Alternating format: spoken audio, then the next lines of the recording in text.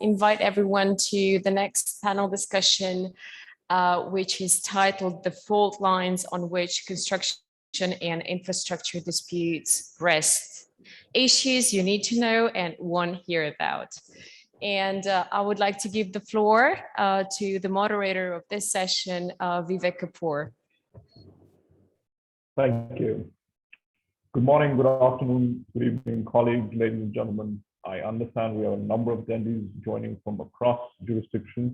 A very special welcome to all of those who are present at the venue in Tashkent. Many of us had hoped to be there with you, but we live in uncertain times with uncertain travel restrictions.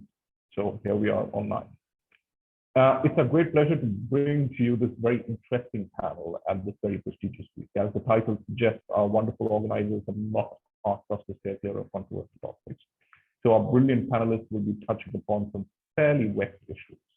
Now, before we move on, let's get the introductions out of the way. I am Vivek Kapoor. I'm a barrister based in London, specializing in international arbitration. I also sit as an arbitrator. Infrastructure and construction is an important part of my practice, as you might have already guessed. I will be moderating today's session with the brilliant Brian Brannan, who is the Regional Relationships Manager for the Americas at the Chartered Institute of Arbitrators and a member of the Tashkent International Arbitration Center 45 Steering Committee. Brian is based in the US and he's going to tell us where. Brian. Wonderful. Thank you, Vivek. And before I begin, I just want to thank the Tashkent International Arbitration Center, as well as TIAC 45 for allowing me to be here. As Vivek mentioned, my name is Brian Brennan. I'm a member of the TIAC 45 Steering Committee, and it is a pleasure to co-moderate this panel with Vivek. Today, we are joined on our panel by Scott Hutton, a partner and head of El Khoury Partners construction practice based in Dubai. Further, we have Andrei Panov, who is counsel at Allen and Overy in Moscow, whose focus is on commercial construction and investment disputes. Importantly, Andrei is an arbitrator with the TIAC Court of Arbitration. He's also served as counsel and arbitrator under many sets of international and domestic arbitration rules. And additionally, we're joined by Sean Yates, the general counsel of the China State Construction Engineering Corporation. The China State Construction Engineering Corporation, Sean's based in the Middle East, and it's the world's largest construction company. In particular, Sean's based in Dubai. So welcome to our panel. Thank you, Vivek, and I look forward to today's discussion.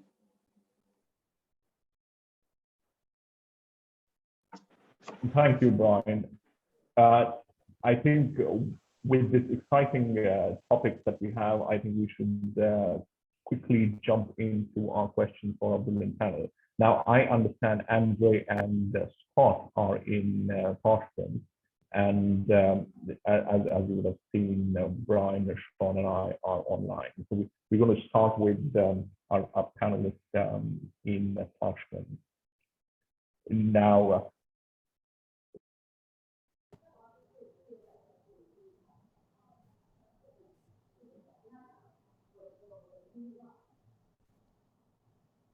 am I audible, Brian?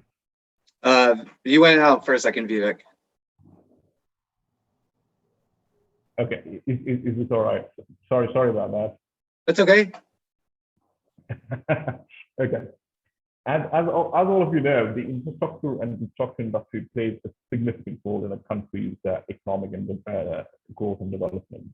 And Uzbekistan is on a robust growth trajectory. Energy and transport infrastructure has been an important part of this growth. We've seen development of rural infrastructure, efforts to address financing gaps, and soon even nuclear infrastructure. And now, any delay, disruption, or friction causes a domino impact on the project, but also on the economy.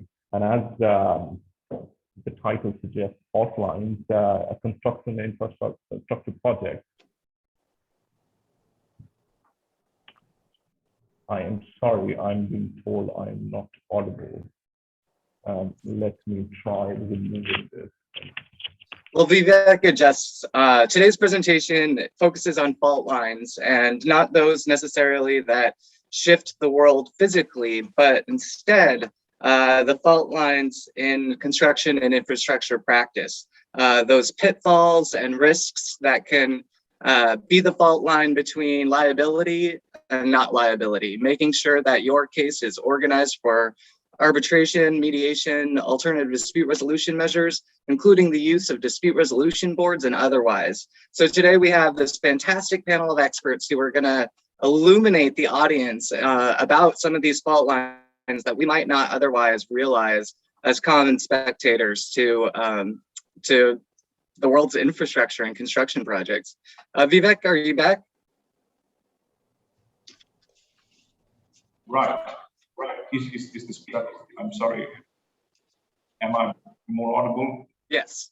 Okay, that is wonderful. Thank you for the introduction.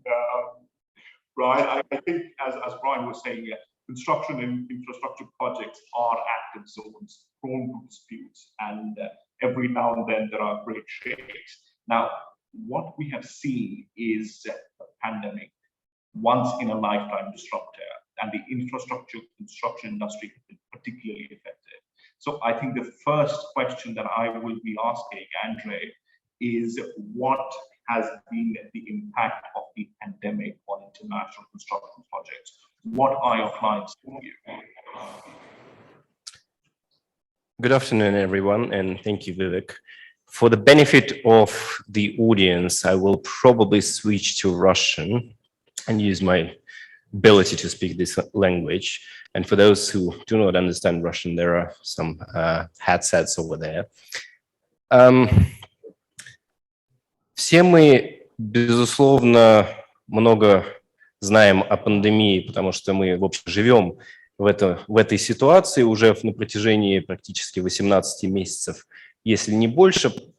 Все прекрасно видели, что произошло прошлой весной, когда мир неожиданно заперся буквально весь, когда вдруг стало невозможно путешествовать, когда остановилось все, что работало, когда государство и правительство стали вводить новые ограничения, требования, ужесточение этих требований, потом отменялись требования, потом вводились снова. Разумеется, все это имело влияние на весь бизнес, и строительный бизнес не стал исключением.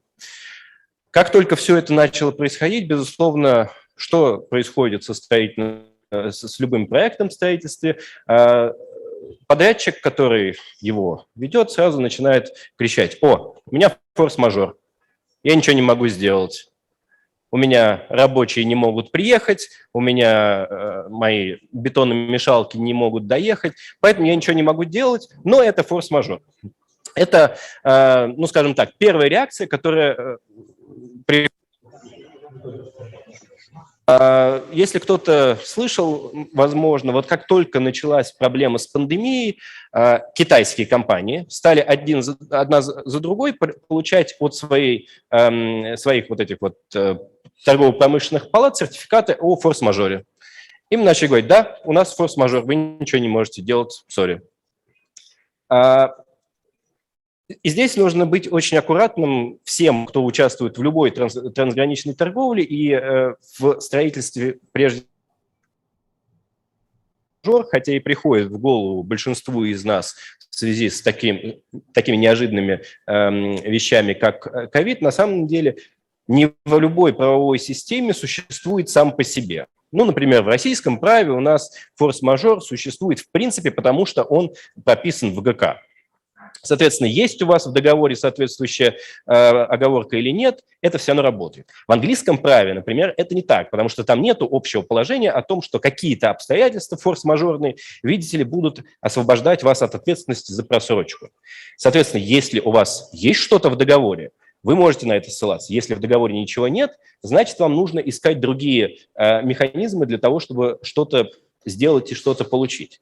Это первая проблема. Вторая проблема заключается в том, что сказать, что вот у нас форс-мажор во всем мире, поэтому никто ничего не делает, нельзя. В любой правовой системе, будь то Англия, будь то Россия, будь то, я уверен, Узбекистан, форс-мажор работает только тогда, форс-мажорные обстоятельства работают только тогда и освобождают от ответственности только тогда, когда эти конкретные обстоятельства мешают вам исполнить ваши конкретные обязательства по тому или иному договору. И сейчас мы переходим как раз вот к этим вот fault lines в construction disputes, потому что проблема в строительных спорах и строительных договорах в том, что обязательств очень много, они между собой переплетены.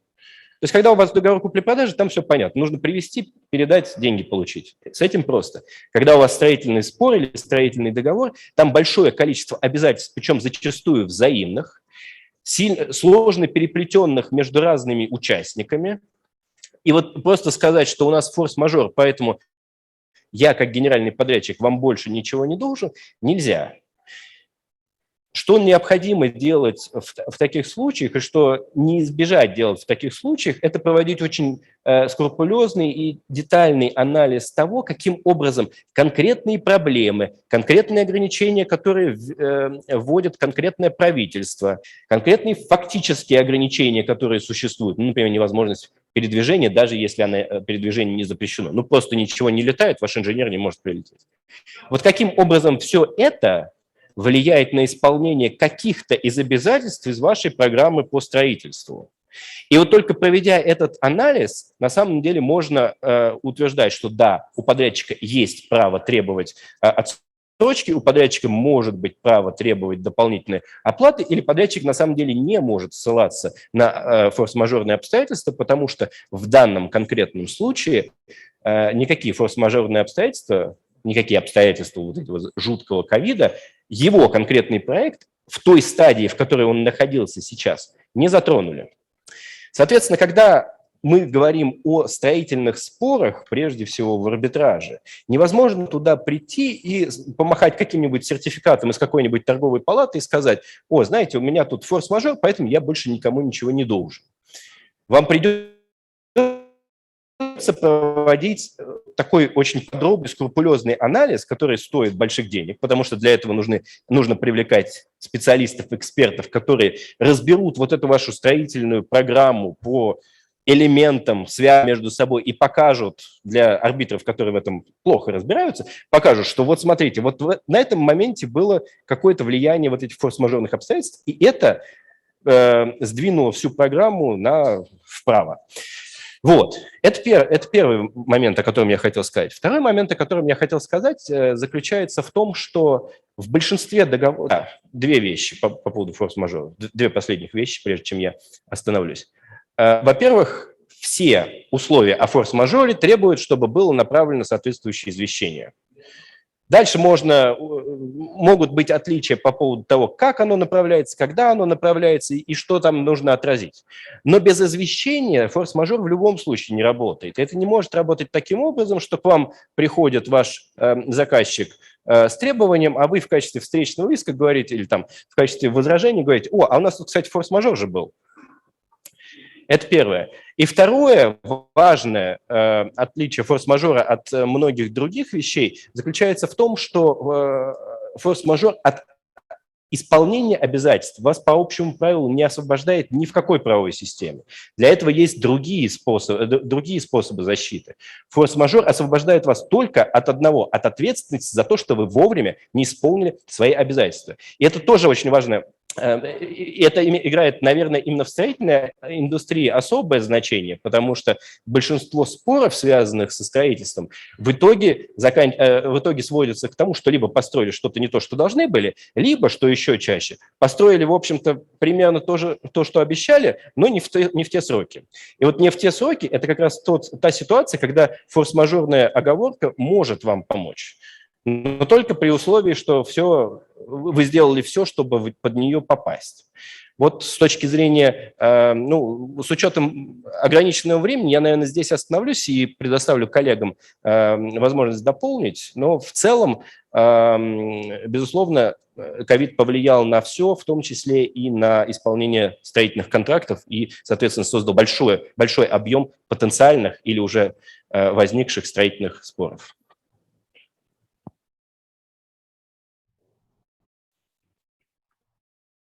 Thank you, Andrew. That was very helpful, and I have to congratulate TIAC for the wonderful interpretations, and I think Brian and I found it very helpful to hear the English interpretation. Now, a lot of clients are, telling us that at the peak of the pandemic, owners and contractors were able to agree to the time extensions of time, that things worked very well. But now with the uncertainty of government mandates, government restrictions, we are moving into uncharted territory. Now, what is your advice to clients?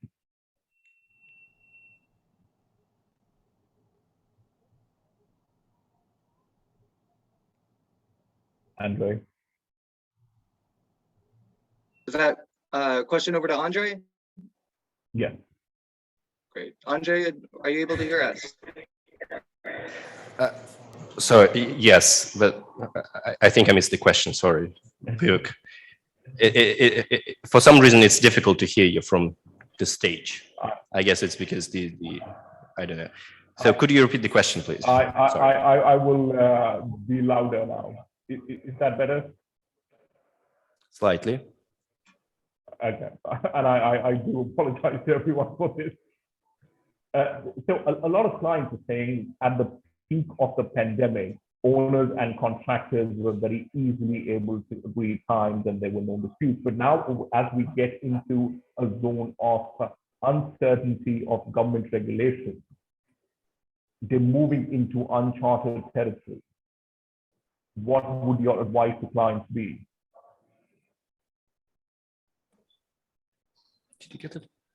So, Andre, I think I'm interpreting that as one force majeure is leading to another. And how do you prepare your clients for that?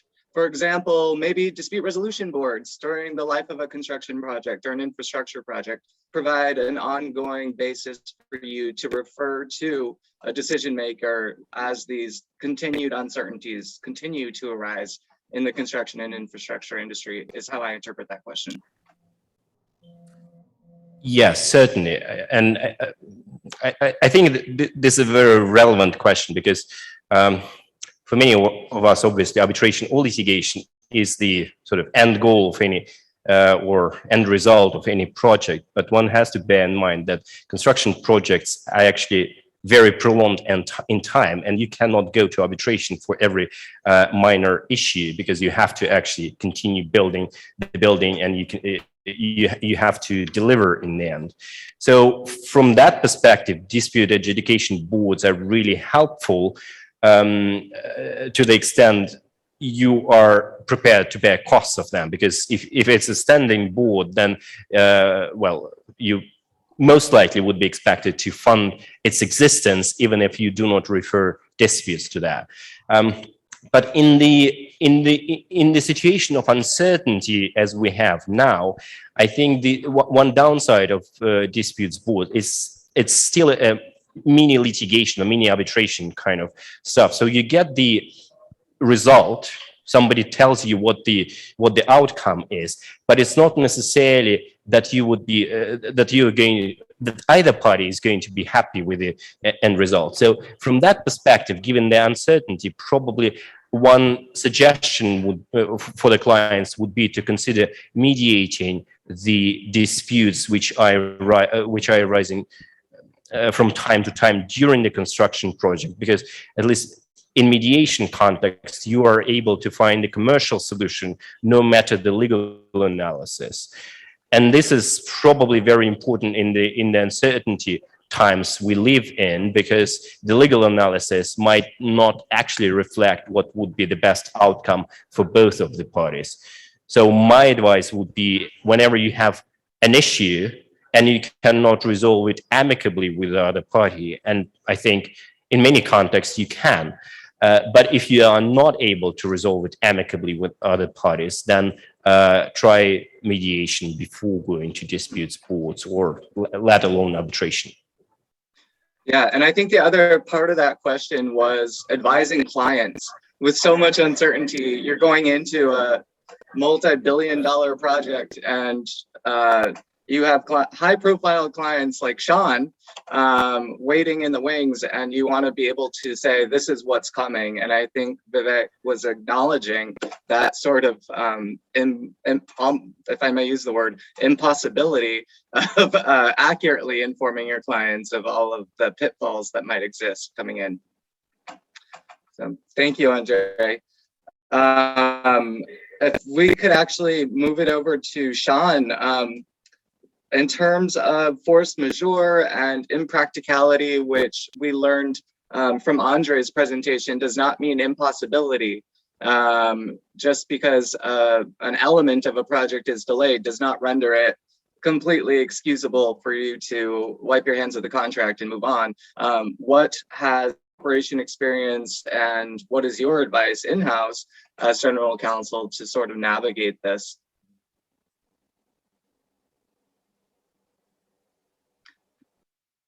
And Sean, I believe you're on mute.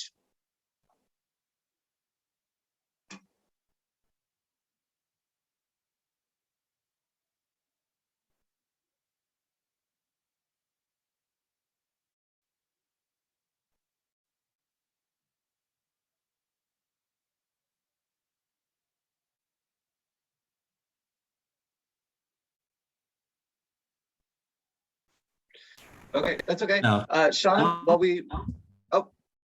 You can hear me now? I've switched microphone. Okay, good. You can hear me now, good. I think well, I started by saying hello, everybody. I think one of the impacts that we've had is on the ground is the difficulty advising the people on site as to what to do, because of course the COVID effect has been in relation both to time and cost.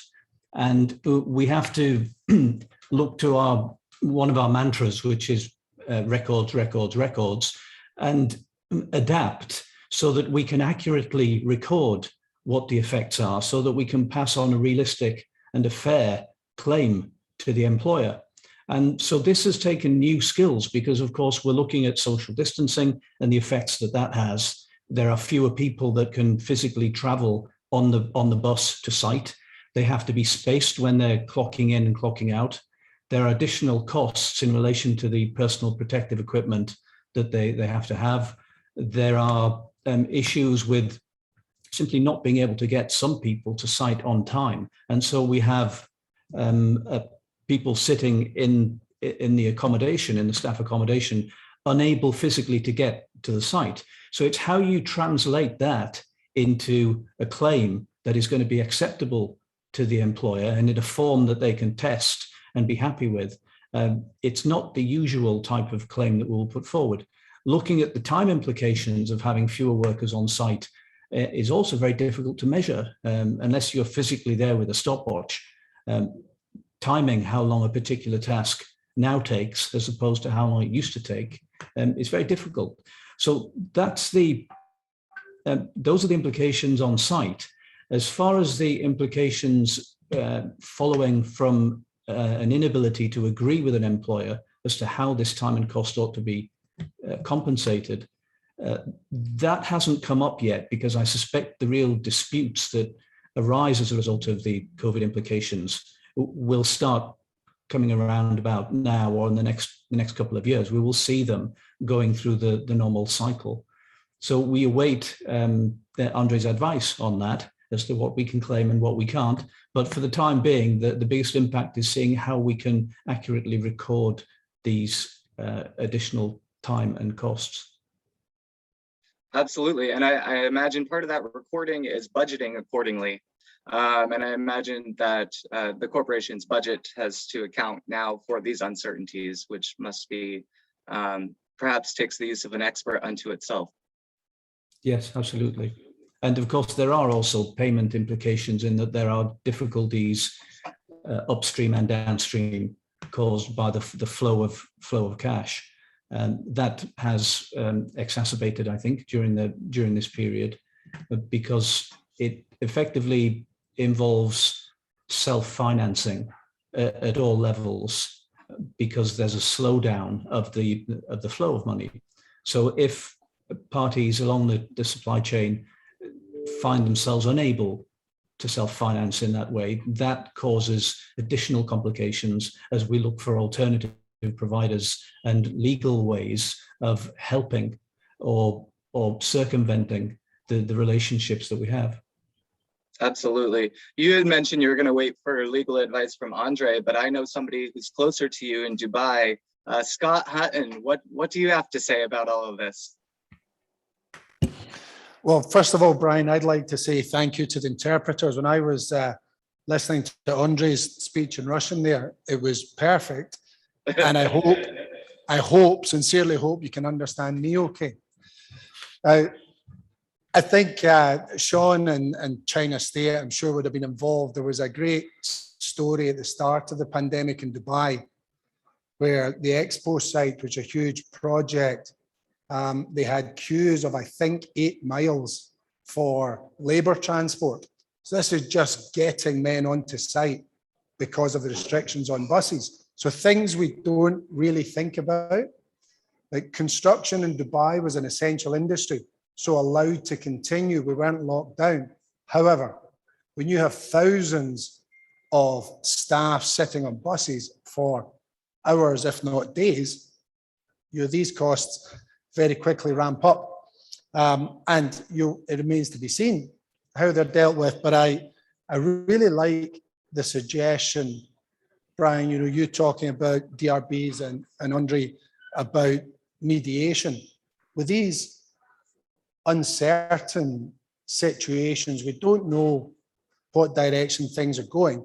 If we can have someone sit in the middle to help the two parties pull together rather than pulling apart, that's got to help, even if it does nothing but narrow the issues when it comes to a dispute further down the line.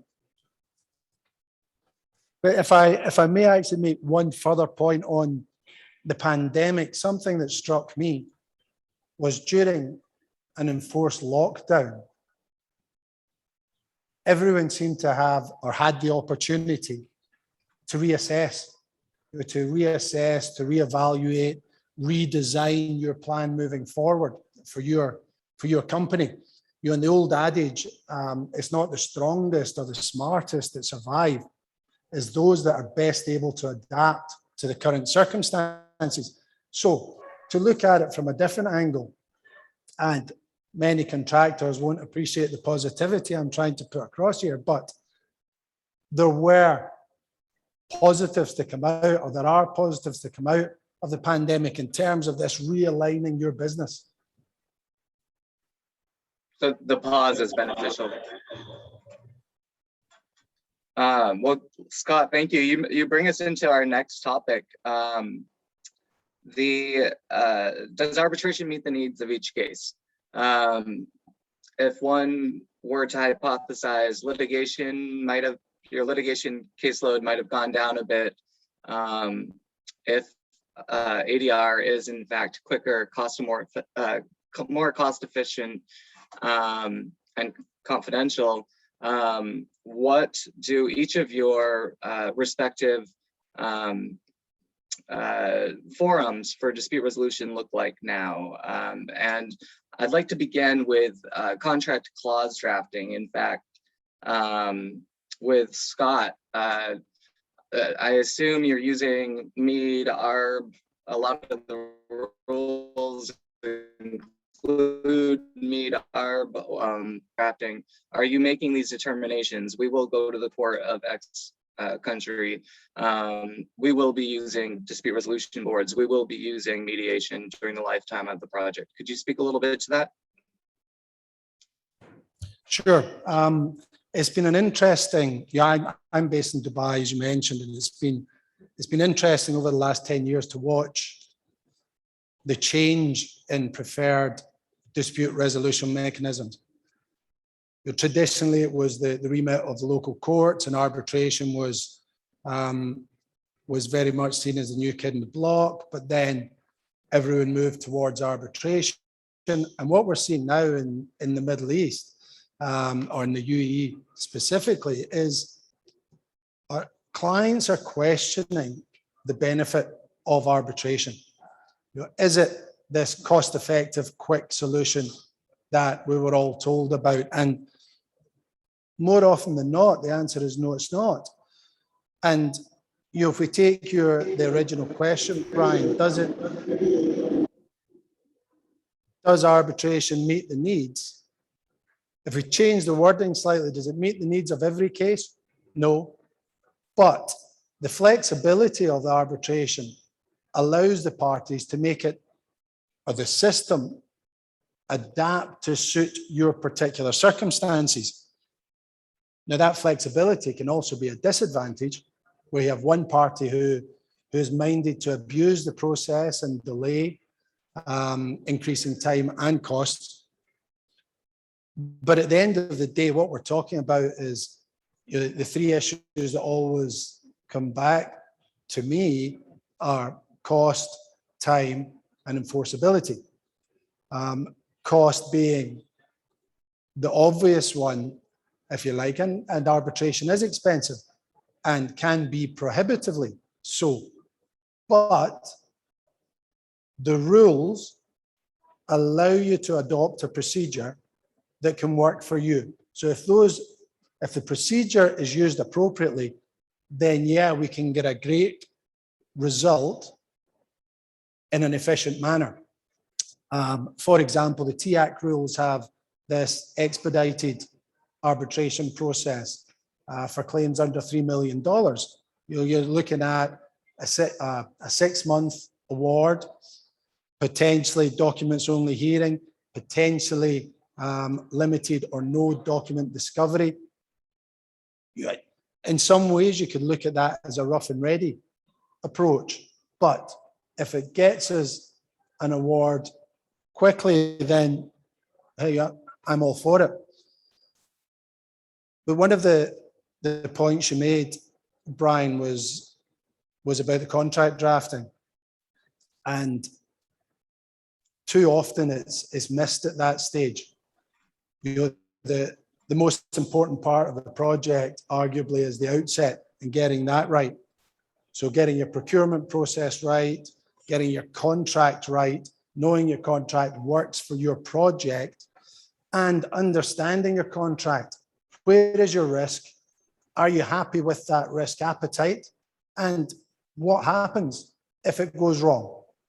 So we're looking down the line, and what is a right dispute mechanism for our project?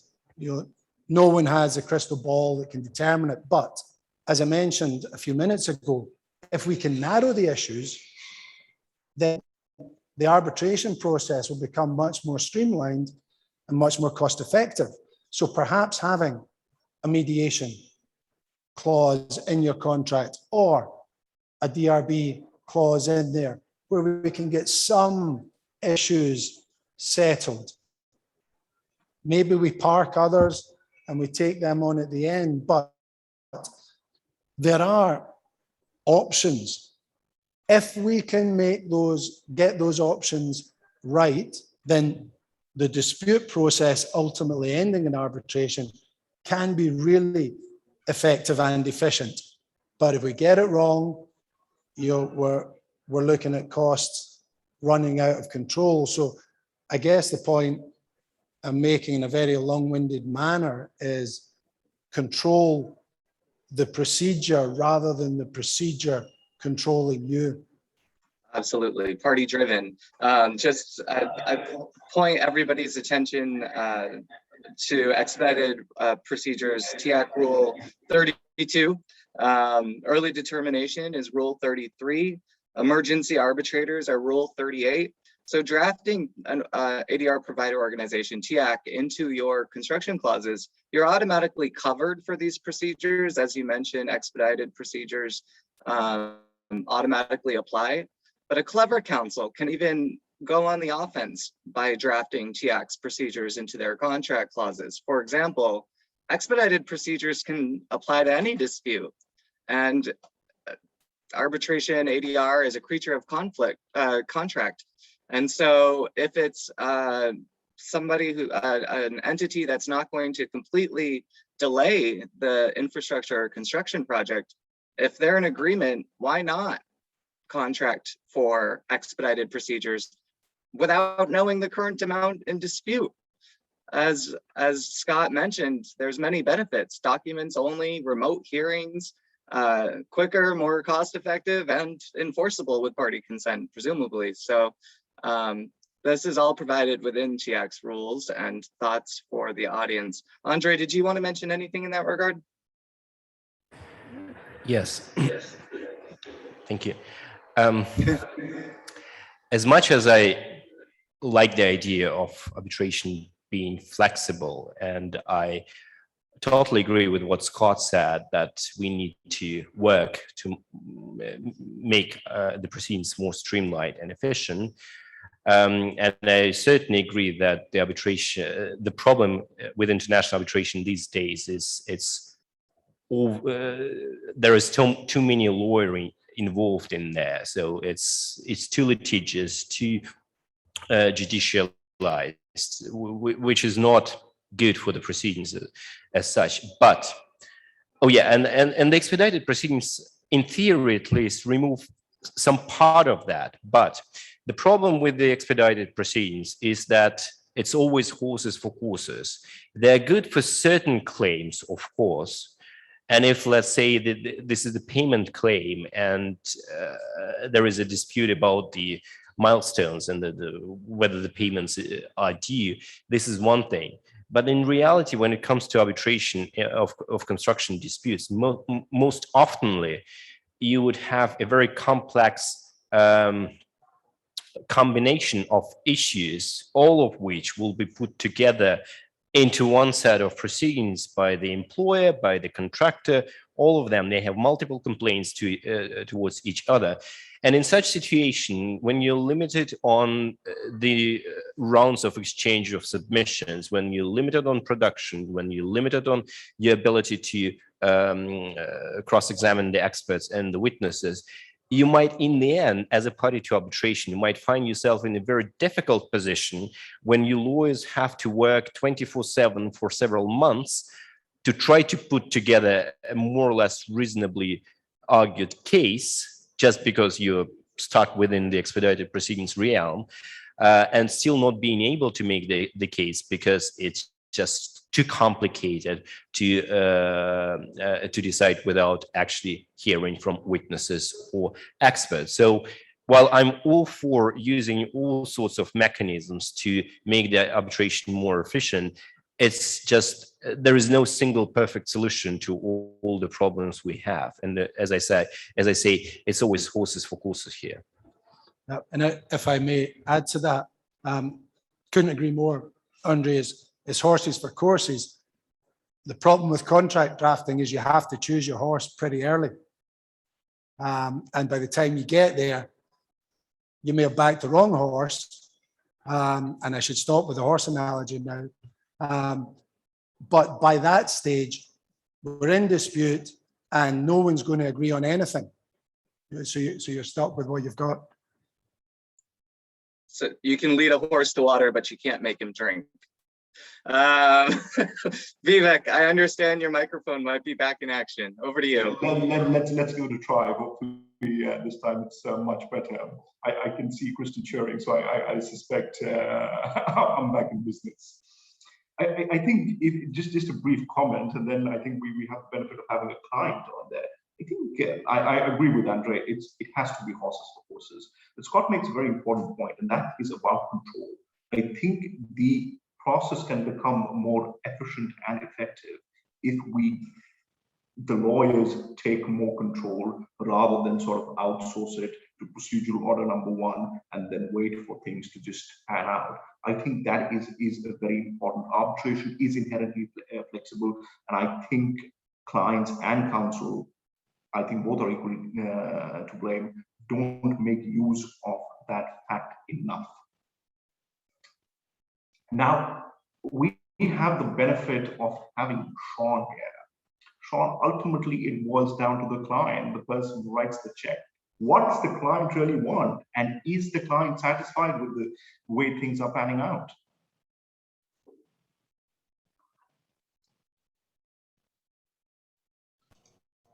There, can you hear me? Yes, okay. Then I'll just say something on the previous point. I think the TIAC rules are particularly flexible, and what I was impressed with is the empowerment that they give to the arbitrator. And I think that, yes, it's right to say that construction-related disputes are sometimes inherently complex and not particularly suited to short, abbreviated arbitration proceedings. But the provisions, of course, do allow an expedited timetable under TAC, then to switch back to a full timetable. So there's flexibility there, but the powers given to the arbitrator in the TAC rules, I think, will lead to a lot less abuse, as Scott pointed out, of the asking for too much time and just trying to prolong the inevitable and being disruptive such that the proceedings are protracted. So I think that's important. And whilst the lawyers can get involved, again, it's difficult to see them agreeing on much when it comes to a timetable exercise. So that it really has to go up to the arbitrator, to the tribunal, and I think the rules do that. This is the million-dollar question. What do clients want? And I suppose this is where everybody has their pens picked up, and they expect me to give them the fail-safe rules of obtaining instructions from us. Well, I wish I could. What I can say, I'll give some general points and I'll give some specific points. The general points are to say that these are things which we would really take for granted in selecting outside counsel for disputes. They need to have a reputation within the practice area. I think I wouldn't last long if I was to instruct somebody on any other basis. So they have to have a reputation in the practice area, both as individuals and as a team.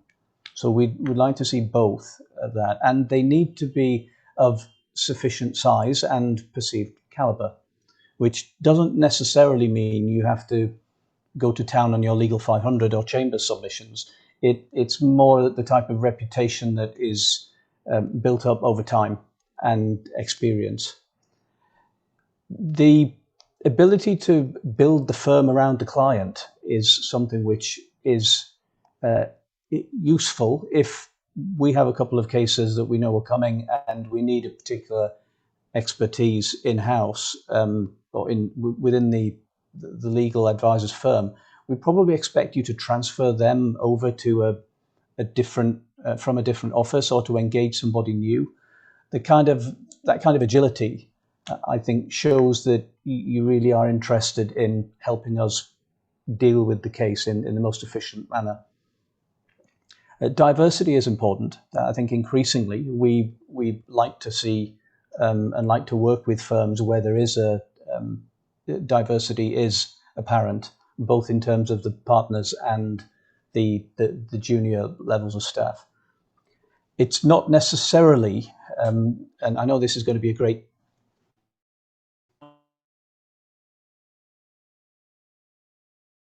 appointment to the marketing department, but it's not necessarily. It's like an adaptation of the Rockefeller principles or the Rockefeller habits. And what we'd like to see is the right people doing the right things right. That can be broken down, but we'd like to see the right people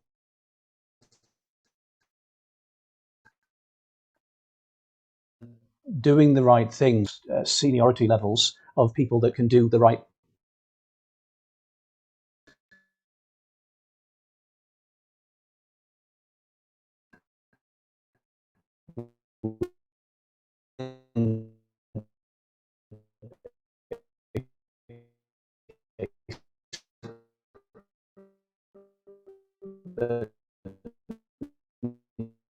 doing. And they need to be a skill, particular firm or in an environment for a certain amount of time. It's an art, and it really is something that you can learn. Project management is not easy. And scheduling, and costing. They are the main elements that we will look to. I think the attempt to cost is just guesswork, and that's what leads to surprises, the unwelcome surprises later down the line sometimes. So I think the predictability of cost and time will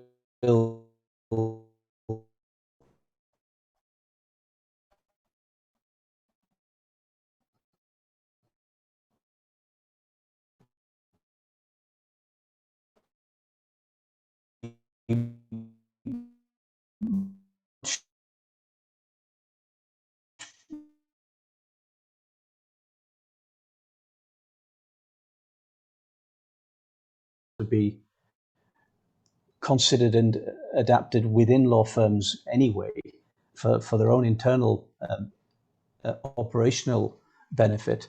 But we see a great diversity in law firms as to their ability for basic things like document processing, whether they know what optical character recognition is, whether they can do that and indexing or metadata organization.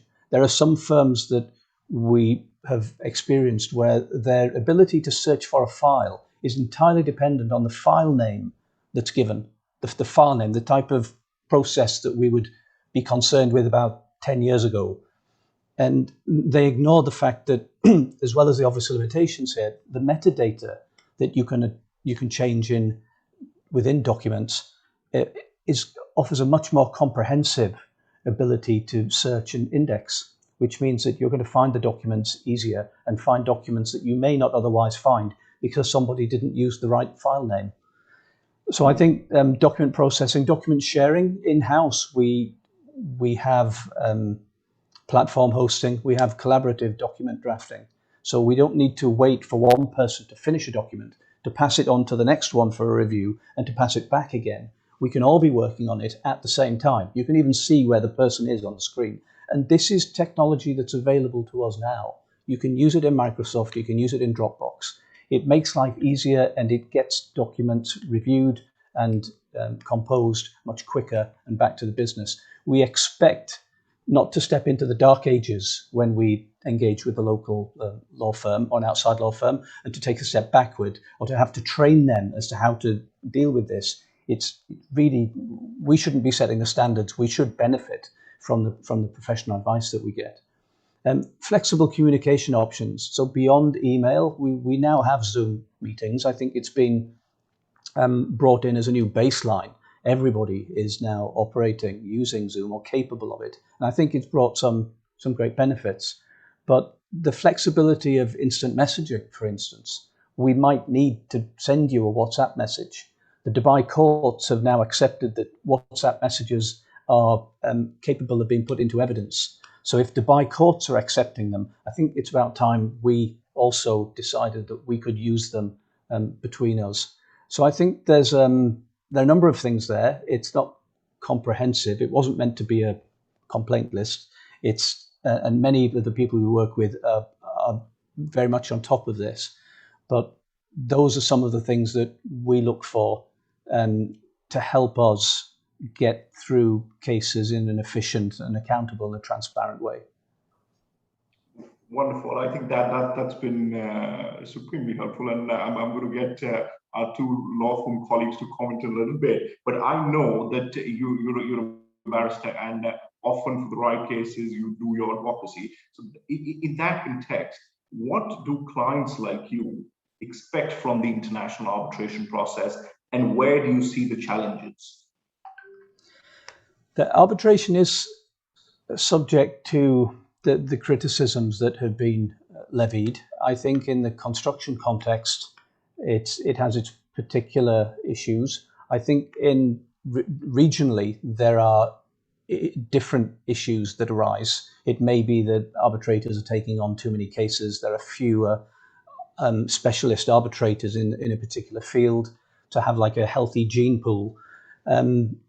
And others are that there's a different approach. There's a due process paranoia that can attach. My particular bugbear, although it was yesterday I had a case management conference and I was particularly impressed with the level of intervention and proactiveness that the arbitrator showed. But generally, arbitrators who sit don't ask questions, I think, may get around the question of possibly appearing to have taken a position on something. But I think that's at the cost of being able to narrow issues, and for the arbitrator to be able to indicate to parties what he or she is particularly interested in, and allowing a party to make representations on that point or those points, because I think that's helpful, or more helpful than a low level of feedback, which can lead you unaware that you may be speaking about a particular point on which the arbitrator is not interested or doesn't think is relevant or has already made up their mind. So I think in the process, that's what we'd look for. The TAC rules, as I said earlier, I think give a high degree of empowerment to an arbitrator and to the tribunal, and we welcome that. And I think for that reason, more than just the fact that TAC doesn't take payment for its services, but for that, those powers that are given to the arbitrator, we see it as a very attractive prospect. So you can use the TAC rules, but you can be seated wherever you are. We don't need to leave Dubai. We don't need to go to Tashkent for the hearing, but we can adopt the rules, and we have the benefit of that modern, flexible, pro-arbitration framework. So I think that's one of the benefits at the moment. The flexibility of arbitration means that there's always a race to the top, and the different centres are forcing an improvement of the rules, and this is a service that will be client driven, and if it doesn't satisfy the needs of clients, it will have to change. Otherwise, people will look elsewhere. So I think at the moment it's a great time to be in arbitration, because it's very dynamic and it's constantly moving. I think the recent pandemic and the challenges are forcing arbitration to adapt yet again. And it's seldom that we come onto a debate or a panel where people don't mention time and costs being an issue. So I think it has to be something that the institutions will turn to, and hopefully we'll see some improvement. Thank you. Now, Andre and Scott, very quickly, we are running out of time and we need to open it up to the audience. What are your top 2 tips to deal with time and cost when now the clients are increasingly feeling that there is a time and cost concern? What are your top 2 tips to help the clients? I'll go first, excuse me. First of all, pick up on what Sean was saying. You've seen it from the client's perspective is really interesting, particularly where Sean is in a relatively unusual position where he has the experience of barrister and now being in-house with a client. One of the things that occurs to me, or 2 things from what he said: one, the use of artificial intelligence, and where is the law industry going to be in 10, 20 years' time? I suspect, well, many of us will be out of a job, get computers doing more and more, but us learning how to use them is so important. And to pick up on Sean's point, I was in an arbitration recently where the document management was outsourced, and it was horrible because the party dealing with it didn't know anything about the documents. They just did a metadata search, and we ended up with an index of documents that ran to 500 pages. You know, the index was 500 pages. It was ridiculous, but used properly, it's a massive help. And the other thing, again, coming from what Sean said on costs and planning costs, I've seen in the Middle East and particularly in the UAE, over the last 2 years, litigation funding really pick up. It's been talked about for years, but until very recently, there'd only ever been one case in the UAE. But now we're actually seeing funders put money in and backing contractors' claims, which I see as a massive opportunity. And I'd be interested to hear what Sean thinks on that if we have time. But I certainly see the advent of the increase of litigation funding into the Middle East as a great step forward. And I'd encourage clients to go and talk to funders, because they are actually putting money in now. And certainly the cases I've been involved in, the costs are not prohibitive. The market is so short in liquidity in the Middle East that this is a real opportunity. Thanks, Scott. Andre? Well, to start with, I agree with everything that Sean and Scott said. In terms of top 2 tips, in terms of promoting time and cost saving, I would say tip number 1 is obviously pick your arbitrator right. I think this is probably the most important decision you as the party and the party counsel make throughout the entire process, because if you get it right, if you get a proactive arbitrator who would be listened to by other members of the panel, then you have a chance of getting your procedure organized properly. If you have somebody who is more sort of rigid and traditional in his or her approach to how hearings are organized, how the document productions are managed, and so on and so forth, then, well, you've got a problem. And then obviously the starting point for you would be to look at the whatever panel or list of arbitrators there is. And luckily for us, TIAC does have such a thing.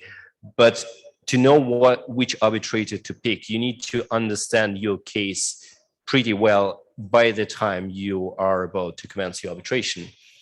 Because and this leads me to tip number 2, which is you need to prepare your case well in advance of filing the request for arbitration or getting the request for arbitration filed against you. Because that way you would know what type of arbitrator you want to appoint. That way you would know what type of procedure you want to adopt and how to get the result you're looking for in the most efficient manner. Do you need to bifurcate? Do you not? Do you need to decide certain issues as a preliminary issues, or on the base on the basis of early determination provisions that you have in TIAC and other rules? But and these are all the decisions you have to make very early on the case. So you pick your arbitrator when you file your request or answer. You decide on the procedure right after the arbitral tribunal is formed, when you have the case management conference. But all of these decisions you make and all the agreements you reach with the other party and with the tribunals would have a lot of would bear a lot on how your procedure is organized and how much it's going to cost and how much how much time you're going to spend before you actually see the award. Brilliant. I could not agree more. Now, Brian, we are nearly coming towards the end of our time and we need to open it up. But there is a very important actor in the construction dispute process we haven't talked about. And I am keen to just take a little bit of time away from the audience and speak to you about that. Experts. Now, the mischief of experts is something that is being increasingly discussed about. You know, you have English cases like the Icarian Reefer, which are being cited time and again because tribunals are saying, look, the expert evidence is unsatisfactory, it's unhelpful, it's partisan, sometimes it's just muddled in more than one way. So I know you sit as an arbitrator as well. So first tell me your experience as an arbitrator, and then tell me how we address this mischief of experts and how can clients and counsel be more proactive about it. Sure, thank you. There's this tension. It's a party-driven process, as Scott had mentioned earlier, and as Andre just mentioned. You want an arbitrator who's able to manage the case effectively and knowing your case. knowing the amount of experts, the amount of expertise you're going to want to be able to introduce. Of course, we all operate under the New York Convention. And so the ability to present one's case is paramount to avoid vacatur. And so arbitrators have a lot of tools at their disposals, and those who use their tools effectively, I think, are rewarded in the market with enforceable awards and the ability for their clients, the parties before them, to select them in future proceedings or to at least receive positive feedback. And so there's a couple of ways. Some arbitrators want the parties to draft 2 reports, organize the joint expert reports in a meeting, narrow down the issues, and then produce 1 joint expert report. Should we need more experts or outlying questions still remain, the tribunal might appoint their own experts to get to the bottom of the issue, or the parties can, again, brief it and present their arguments. I'd note that construction and infrastructure is highly technical by nature. And so the importance of experts, but the cost of experts also is hugely critical. Another approach to expert reports, the parties and experts discuss the issues, the methodology, and then just where there are differences, again, they're issuing the separate reports on the matters rather than a joint expert report coming in. Very similar ideas, but in practice, if we could get Sean's opinion, perhaps. Sean, you're the client, and so you want to make sure that the issues before the tribunal are effectively communicated. And again, the construction and infrastructure industry is highly technical. Technical reports and delay experts are covered under TAC Arbitration Rule 19. And so I'm just interested to hear from the client's perspective to make sure that the tribunal is in fact approaching expert mischief in the correct way, because again, any arbitrator should be scared of vacatur under the New York Convention and the inability for a party to present its case. Well, it's interesting, the question of experts. The complexity of construction, the complexity of construction arbitration often means that we have multiple disciplines of experts appearing.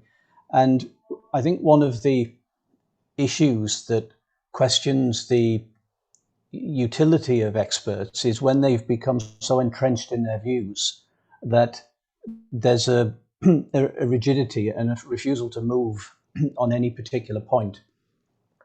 It's almost as if they become advocates for the client rather than a resource for the tribunal to help determine complex issues that they may not be able to resolve from their own experience and knowledge. The suggestion by Doug Jones and the practice that he has adopted, that you reverse the normal process whereby the first task that the experts are given is to produce a joint report, just outlining the things that they do agree upon, rather than starting from the position where they're already polarized, with one expert representing the position of one party and another expert representing the position of another. So you bring them together before they've dug themselves in, and you then ask them to produce a joint report and try to get them to agree on as much as possible, so that the only thing left is for them to produce individual reports on the things that are outstanding. I think the main resistance to this from clients is that it takes a shift in the mental mindset, because as far as clients are concerned, they have an ownership of experts. They believe this is their expert who should say what their case is and fight for them. They're like just an extension of the advocates, only on these specialist issues. But if you look at the things that you would look for, or think about the things that you would look for in selecting an arbitrator, and then look at the things that you want in a lawyer, you can see that they're quite different. You want competence in both, but in the case of a lawyer, you want somebody who's on your side and who will advocate for you. In the case of an arbitrator, you're looking for competence and independence, largely. I think it takes a shift in the question on the issue of experts. You have to think of them more as you would an arbitrator. What you're interested in the expert is their competence and their independence. There should be nothing to be afraid of in an expert being competent and independent. You can ask for no more. And for an expert to be an additional advocate runs contrary to the process, really. That's not what you want. They're there to help the tribunal primarily, which is why there is a favour of tribunal-appointed experts. But if you get one, you don't get much of a spread of ideas. That's I think the issue with tribunal-appointed experts. But if you can have this reversal of the process, a clear understanding by the experts that they are there to help the tribunal and to be competent and independent, I think the system would work. And it works because it removes the entrenchment, it can save time, save costs, and it can save the complaints that tribunals and judges often have of experts that these guys appear to say anything, and to the extent that their evidence isn't much use. Thanks, Sean. I think you brought us back to the cardinal duties of the expert, the overriding duty to be independent, impartial, and objective, and I think also the implied duty to provide straightforward, clear opinions which are underpinned with the factual data. Now, I think we have run out of the time we had allocated for a panel discussion, and we are ready to take some questions. I see that there is already a question, but I would encourage everyone to send in the questions through the chat function, or if you are in the room, please raise your hand and we can try and get a mic across to you. I'm not sure if what the data protection rules are on this, so I'm going to reach them. We have a question from Stephen O'Shore, and I'm going to read the question now. I think it's a very interesting question. There was a mention of a race to the top with arbitration centers. However, we also had experience of centers being started, opened due to the geographic considerations or government support, but without the appropriate expertise for administration of arbitrations, which then caused difficulties with timescales and selections of appropriate arbitrators. Can the panel comment on this? Should we start with Andrea and Scott?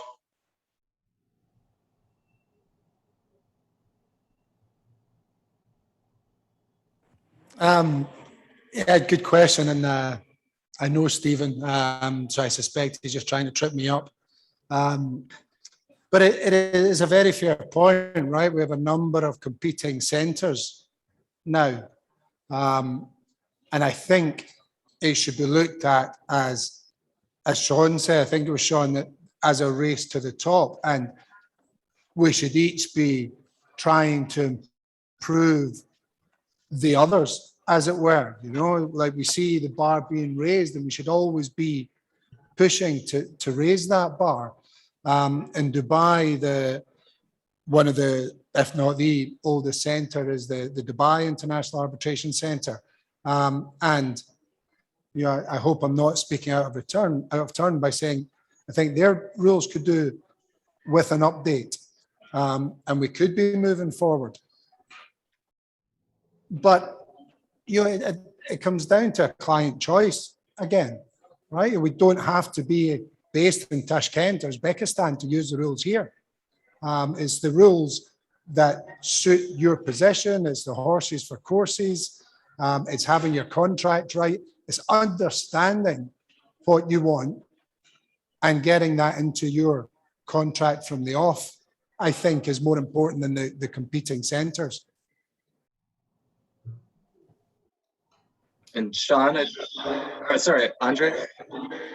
Yeah, just very briefly, I agree. I think this competition between arbitration centers is a little bit exaggerated, because in the end of the day, what you expect from an arbitration center, any arbitration center, is being able to get you the arbitrators you want. When it comes to the center has at least to pay reasonable fees to the arbitrators, so that those who you want to appoint would accept the appointment, because there are some arbitration centers in Russia which pay incredibly low fees, and you can only accept the appointment if you really fancy to do that. It's no experienced international arbitrator would ever do that. Do it well more than once in a lifetime, because just for fun. But all other reasonably placed arbitration centers would have access to all the same cohort of arbitrators, so you can pick and choose whoever you want. In terms of differences between various arbitration rules, again, there are differences, but they do not play most often. They do not play too important a role when it comes to the real procedure. And then the last thing you would probably expect from a center is, if the center is appointing the presiding arbitrator, that the center the secretariat does understand what it takes to manage a construction case, so that they could appoint the right person. But that's pretty much it. So I think as Scott mentioned, I think it really boils down to personal preferences of parties in terms of the location, in terms of various centers. Some Russian state-owned companies would not go to Europe for sanctions reasons, so they would necessarily go to HKIC or SIAC or elsewhere, Dubai probably. But other than that, I don't think it plays too important a role. Yeah, I would just add to that comment. I think this goes to the health of the ADR Center, and we are here speaking of construction and infrastructure projects and the construction and infrastructure industry. So too, the health of an ADR Center depends on the infrastructure in place. The Tashkent International Arbitration Center, quite uniquely, if I may, has extremely powerful support from the private sector. The Uzbek Chamber of Commerce and Industry has been amazing in allowing Uzbek Arbitration Week to take place. We have amazing media and global sponsors supporting Uzbek Arbitration Week. And so we have support, outstanding support, again, from the Uzbek Chamber of Commerce and Industry for this event and for the Tashkent International Arbitration Center. Secondly, you need the public government entities to support you. Again, the Tashkent International Arbitration Center is uniquely supported by government entities. And we, of course, have the autonomous, independent, separate and apart Court of Arbitration. Third, you need academia. The major universities in Uzbekistan are all behind the Tashkent International Arbitration Center and are partnering in Uzbek Arbitration Week. And fourth, I would say we need the support, as Andre just mentioned, of the world's leading ADR practitioners to be willing to come into this infrastructure and explore it, understand the rules, and arbitrate or mediate the disputes that are being filed with the Tashkent International Arbitration Center. And so in my experience, and I have helped found the Bahrain Chamber and a few others, Tashkent International Arbitration Center is uniquely positioned to succeed and be sustained in this regard. So fantastic question. I see we have another question. Irina asks, it's a very valid point about arbitrators sometimes taking on too many cases. It's why users of arbitration, clients and counsel, are always encouraged to tap into the pool of up-and-coming, talented, hungry, and indeed available, and I would add overqualified arbitrators. Diversity goals are only as good as the support provided by all the players in the arbitration community.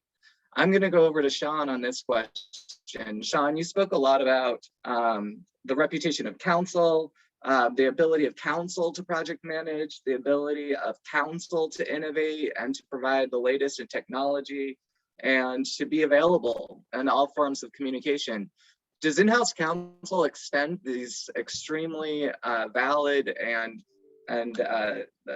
unique, well, not unique, but exceptional standards, not only to counsel, but also to their selection of arbitrators and mediators?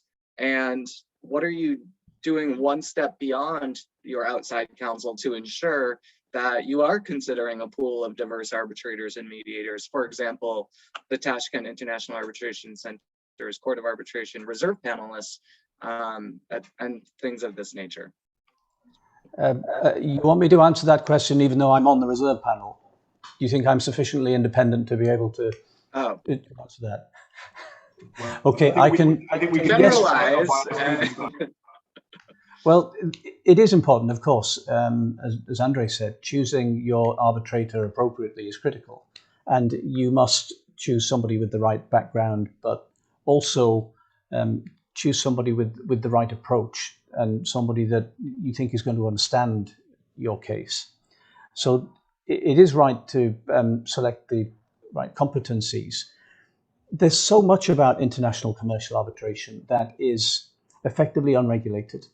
There are a lot of aspects as to the professional conduct of arbitrators and of counsel that are left unregulated because it's not possible to regulate them to a high degree. The centres will do their best to do it in sort of eddies, but the benefit of that and the other side of it is that there's a high degree of self-regulation and self-policing that happens within international commercial arbitration.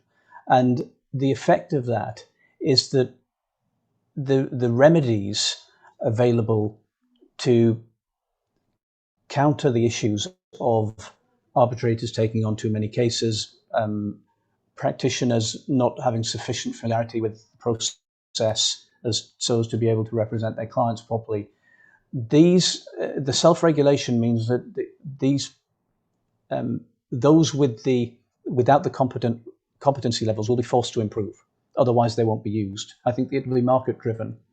So it's useful when the ICC has a record of which arbitrators are doing how many cases, what their caseload is. I think from discussion with TIAC, I think they are very much aware of their own panelists and not overburdening them so that they can offer a proper service to those who choose them.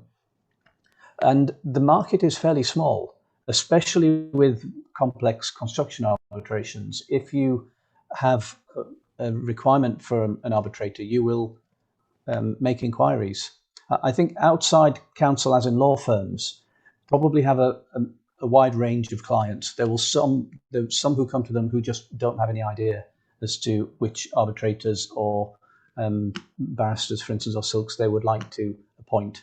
Others will have a clear idea in mind from either past experience or from having conducted their own research. So I think clients will vary a lot. Not all are as demanding as I am. But in terms of these perceived mischiefs, yes, I think what we rely most upon is the self-regulation of the international arbitration community. Thanks, Sean. Now, I think we have time for one question. So I'm going to ask a question which I want all panelists to sort of comment on, but I'm going to start with the two law firm lawyers in Tashkent. You get a medium-sized dispute. You know a good arbitrator. It's a big client. It's a big client like Sean, very demanding, knows the process himself. Will you recommend an arbitrator for first-time appointment, or would you rather go with arbitrators you're confident about because you don't want to risk your client coming back and saying, who is this person? Scott, Andre? Thanks, Andre. I seem to get the first one every time. It's a really interesting point, isn't it? You know, you want to be, you've read up and you've done your research, and you want to try this new route, but you have someone else that you personally know has the experience and personal knowledge. I mean, you've been down the road with that individual before. Look, it comes down to due diligence, right? It's not that difficult to find out much about. Yeah, it's not that difficult to find out or to do the research on arbitrators. And I'd be willing to have a discussion with the client about it, because I think that's what it has to be. It has to be a discussion. Look, here are my recommendations. Here's 2 or 3. So I don't know if this is coming across on online, but there's some audio issues here. So I heard a yes from you, Scott. Andre, quickly. okay, I think that's us got it solved. But bottom line, I think it's a communication process with the client. Your lawyer puts forward recommendations, like multiple recommendations, perhaps it's 3. We have a look at them. We talk about the issues that are important to us. And we'll have the background. If we don't have enough background on a particular arbitrator, I think he's got to come off your list. So I just see it as a two-way street, Vivek, conversation with the client. I fully agree, and I won't waste time here because we have one question from the audience, which you guys probably cannot see, but we can. Yes, let's go there.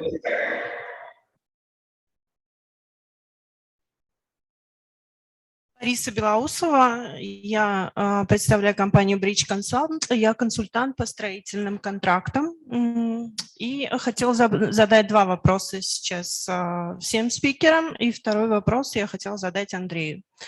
Значит, первый вопрос, вот сейчас упоминали форс-мажор в строительных контрактах. Было ли у кого-то из спикеров в практике возмещение затрат в условиях форс-мажорных обстоятельств?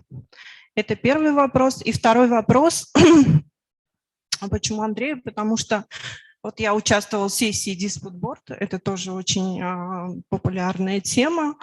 Несмотря на то, что ТИАК сейчас предоставляет такие шикарные условия для арбитражных разбирательств, насколько я знаю, там очень низкие ставки сейчас для начала, но любой проект-менеджер не будет проект-менеджером, если он захочет идти в арбитраж. То есть он старается решить все вопросы до того, когда уже приходится идти в арбитраж. Поэтому в вашей практике было ли применение Dispute Board и, соответственно, исполнение решения Dispute Board?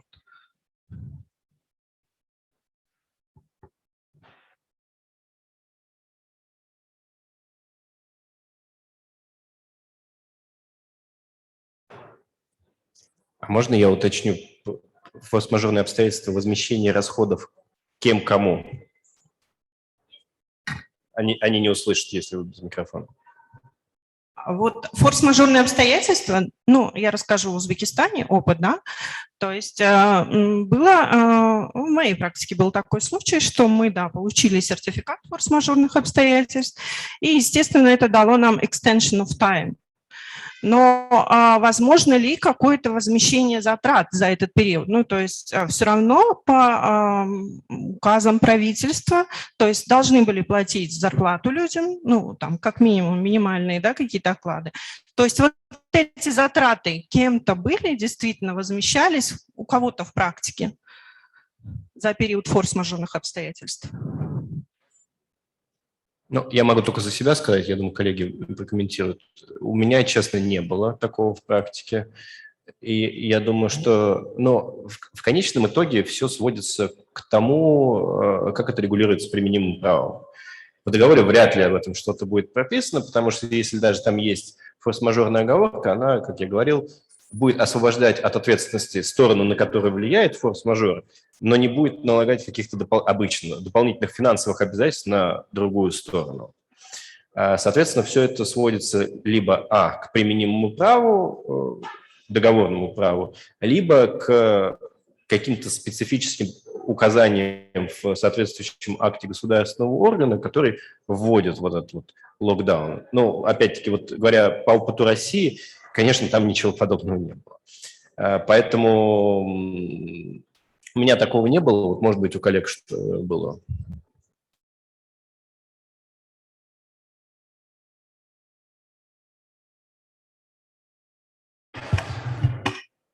Well, from the UAE perspective, similar.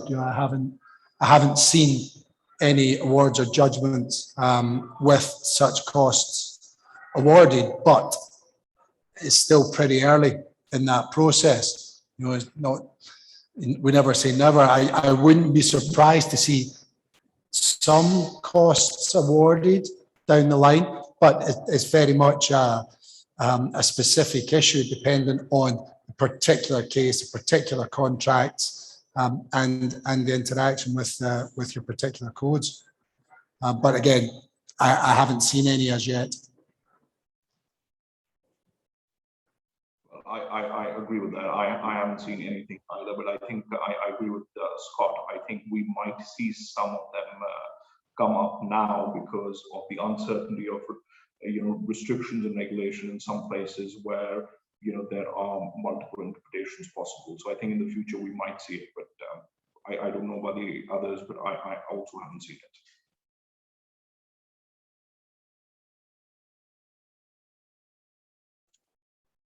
Excellent.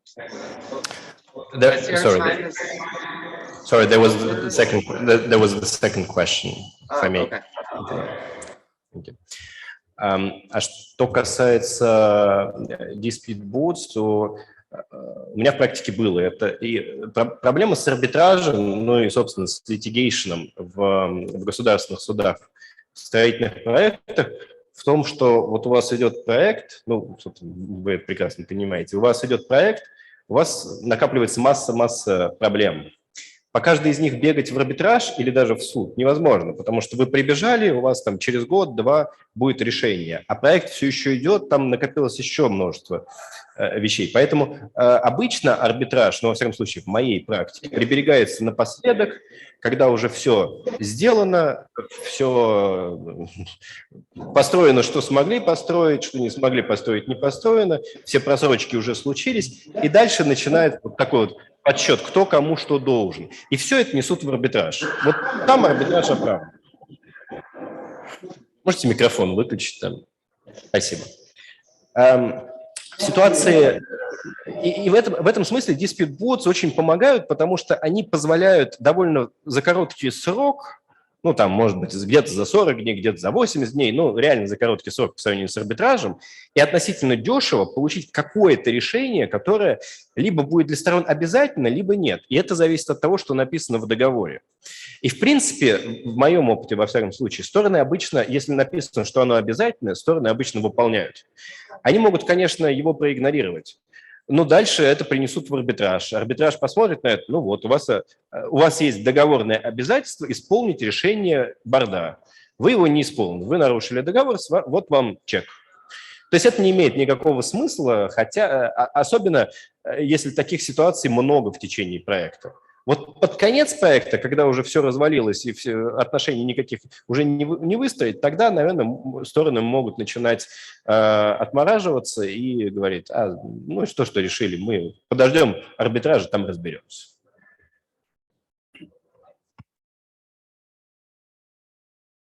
Да. Все-таки получается, что в России решения dispute board, то есть исполняются, есть механизм исполнения этих решений.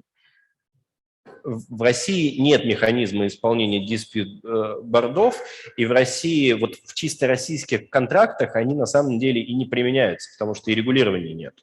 Если это контракт международный, который хоть как-то напоминает ФИДИК, ну хоть в каком-то виде, и там есть международные стороны, то там диспют-борды прописываются обычно, и в российских проектах с иностранным элементом они есть, и они используются, и там решения исполняются, но исполняются они добровольно. Потому что сторонам в какой-то степени важно получить определенность в каком-то вопросе и дальше двигаться уже исходя из этого. Потом они могут спорить о чем угодно, но если они не исполнят вот что-то, что решил dispute board, а потом выяснится, что из-за этого весь проект пошел под откос, потом, когда дело дойдет до арбитража, это выйдет слишком дорого для стороны, которая не исполнена. Поэтому обычно, ну, у меня так было в моей практике, обычно исполняют. Наверняка есть ситуации, когда не исполняют. То есть все в жизни бывает. Но какого-то механизма принудительно это исполнить нет. Если только идти в арбитраж и просуживать вот это вот решение борда, говорить, что вот договорные обязательства сделать так, они не исполнены, пожалуйста, укажите им, или лучше убытки с них в защите. Вот так.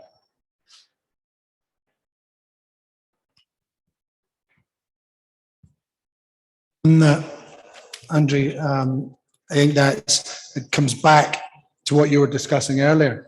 And Vivek and Brian mentioned that the mediation point, if we can be talking about this now, these situations are going to go on for the foreseeable future. If we can be discussing this now and get the parties, again, pulling together rather than pulling apart, then it's going to make things a lot easier further down the line.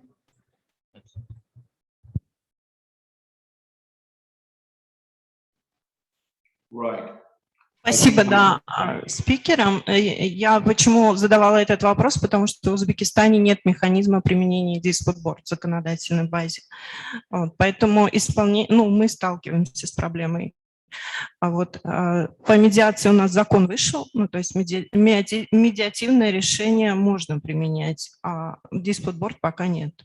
Поэтому я интересовался опытом стран СНГ, у кого применяется.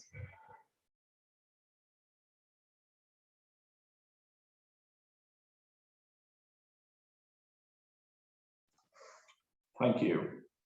I think with that, we come to the end of this panel. I think the only thing left is now for all of us to thank my brilliant panelists. Thank you so much. Yes, thank you all. We'll hope to see you throughout the remainder of the Uzbek Arbitration Week, and thank you to the Uzbek Chamber of Commerce as well. Thank you. Thank you all. And thank you for having all of us. Thanks, everyone.